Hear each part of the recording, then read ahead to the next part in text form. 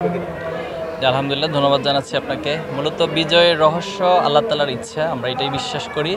আল্লাহ তাআলা ভালো মনে করেছেন এই জনপদের জন্য, যেহেতু 5ই আগস্টের যে একটি রক্তস্নাত বিপ্লবের মধ্য দিয়ে আমরা একটি ফ্যাসিবাদমুক্ত বাংলাদেশ পেয়েছি। তো সেই বাংলাদেশের পর সাধারণ শিক্ষার্থীদের যে আশা আকাঙ্ক্ষা, তারা যেমন ছাত্র রাজনীতি দেখতে চায়, আমরা 5ই আগস্টের পরে ছাত্র সংসদ নির্বাচনে বারবার দাবি তুলেছি। এর মধ্যে মূল কারণ ছিল শিক্ষার্থীদের আশা আকাঙ্ক্ষার প্রতিফলন আমরা দেখতে চাই। তারা কেমন বাংলাদেশ দেখতে চায়, কেমন ক্যাম্পাস দেখতে চায়, কেমন ছাত্র রাজনীতি দেখতে চায়। তো আমরা সে আলোকেই 5ই আগস্টের পরে কাজগুলো করে আসছি, শিক্ষার্থীদের কাছাকাছি গিয়েছি, তাদের মন মস্তিষ্ক, তাদের সাইকোলজি বোঝার চেষ্টা করেছি এবং সে আলোকে আমাদের টোটাল কর্মসূচিগুলো সাজিয়েছি।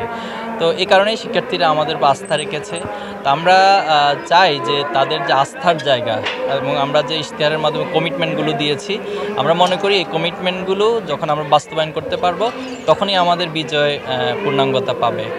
আর বাকি যেটা বলেছেন যে সামনে নির্বাচনগুলো কতটুকু আমরা চেষ্টা করে যাব, এবং আমরা ইতিমধ্যে আপনি লক্ষ্য করেন যে ঢাকা বিশ্ববিদ্যালয়ে ঘোষণা দিয়েছি যে আমরা 3 মাস অথবা সর্বোচ্চ 6 মাসের মধ্যে আমাদের প্রতিশ্রুতিগুলো আমরা বাস্তবায়ন করব, এবং সেভাবে করেই ডাকসুতে কর্মসূচি এগিয়ে যাচ্ছে। এবং বাকি ক্যাম্পাসগুলোকে নিয়ে আমরা বসেছি, ওনাদেরকে প্ল্যানগুলো যেন এক্সিকিউটিভ একটা প্ল্যান গ্রহণ করে এই ইশতেহারগুলো বাস্তবায়ন করতে পারে, এবং আশা করছি সামনে নির্বাচনগুলোতে শিক্ষার্থীরা আমাদের আস্থা রাখবে। আপনি কেন্দ্রীয় সভাপতি হয়েছেন 5 তারিখের পরে, এই সাফল্যের কৃতিত্ব কি আপনাকে অনেকটা দেওয়া যায় কিনা? দেখুন, আমাদের কোনো কিছু একক কোনো কৃতিত্ব হয় না। ইসলামী ছাত্র শিবির তার প্রতিষ্ঠান লগ্ন থেকেই যখনই যারা দায়িত্বে ছিলেন, তারা সেই সময়ের জন্য পরিস্থিতি বিবেচনা করে সবাইকে পরামর্শ করেই সিদ্ধান্তগুলো গ্রহণ করেছেন। আমাদের কোনো সিদ্ধান্তই আমরা এককভাবে নেই না, আমাদের পরামর্শ সভা রয়েছে, সারা দেশে দায়িত্বশীলরা রয়েছে, প্রত্যেকটা বিষয়ে আলাপ আলোচনা করে আমরা সিদ্ধান্ত নিই।